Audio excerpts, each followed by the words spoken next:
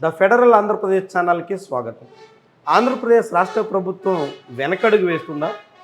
భూముల కేటాయింపు విషయం మీద పునరాలోచన చేస్తుందా? రాష్ట్ర మంత్రివర్గం తీసుకున్నటువంటి నిర్ణయాన్ని కూడా అమలు చేయలేకపోతుందా? ఇలాంటి ప్రశ్నలే ఉదయిస్తున్నాయి.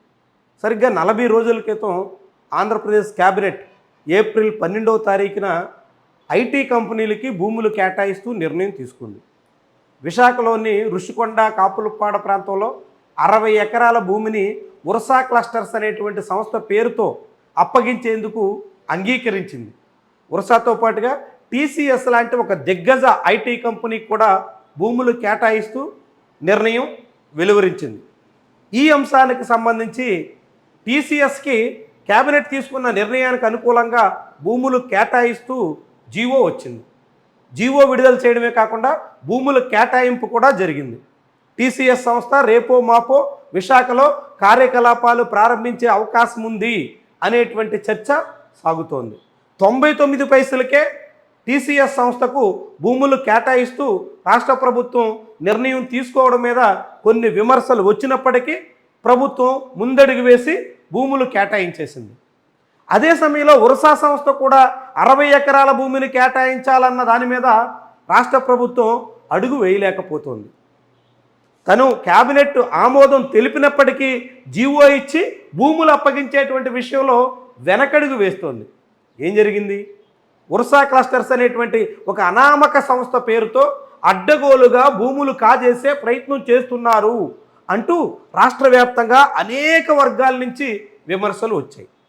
కేవలం 2 నెలల క్రితం ఫిబ్రవరిలో హైదరాబాద్ కేంద్రంగా ఒక డబుల్ బెడ్రూమ్ ప్లాట్లో ఒక ఆఫీసుని రిజిస్టర్ చేసి ఏమీ లేనటువంటి ఒక కంపెనీకి, కనీస సిబ్బంది కూడా అక్కడ పనిచేస్తున్నటువంటి పరిస్థితి లేనటువంటి సంస్థకి ఏకంగా 60 ఎకరాల భూమి కట్టబెట్టడమా అనేటువంటి ప్రశ్నలు వెల్లువెత్తాయి.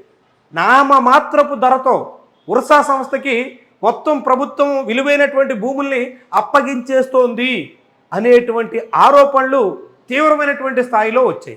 విపక్ష నేత వైఎస్ జగన్మోహన్ రెడ్డి కూడా స్పందించారు. వీటన్నిటికీ తోడుగా విజయవాడ మాజీ ఎంపీ కేశినేని నాని రంగంలోకి దిగారు.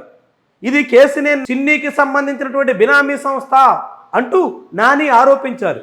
గతంలో 21st సెంచరీ ఇన్వెస్ట్మెంట్స్ అనేటువంటి పేరుతో కేశినేని చిన్ని ఈ ఉర్సా క్లస్టర్స్ డైరెక్టర్ కలిసి చాలా తీవ్రమైనటువంటి మోసాలకు పాల్పడ్డారు అంటూ నాని వెల్లడించారు.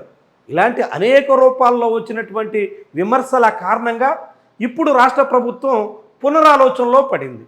ఉర్సా క్లస్టర్స్ అనేటువంటి సంస్థకి భూములు కేటాయిస్తూ తీసుకున్నటువంటి నిర్ణయాన్ని అమలు చేసే దానికోసం సిద్ధం కాలేకపోతుంది.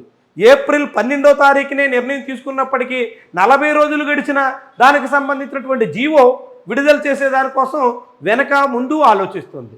ముఖ్యంగా ఇలాంటి సంస్థలకు భూమి కేటాయింపు విషయంలో ప్రభుత్వం అడ్డగోలుగా వ్యవహరిస్తుందనేటువంటి విమర్శల తరుణంలో చట్ట ప్రకారంగా కూడా ఎదురయ్యే ప్రమాదం ఉంది అనేటువంటి అభిప్రాయం చాలామంది న్యాయ నిపుణులు వ్యక్తం చేస్తున్నారు. భూములు కేటాయించినప్పుడు తగినటువంటి నిబంధనలు పాటించాల్సి ఉంటుంది. ముఖ్యంగా ఆ కంపెనీకి సంబంధించినటువంటి హిస్టరీ చాలా కీలకంగా ఉంటుంది. ఎన్నేళ్ల క్రితం ఏర్పాటు చేశారు, ఎంతమందికి ఉపాధి కల్పిస్తున్నారు, ఆ కంపెనీ ఇన్వెస్ట్మెంట్ సామర్థ్యం ఎంత, ఇలాంటి అనేక అంశాలని పరిశీలించి మాత్రమే భూములు కేటాయించాల్సి ఉంటుంది.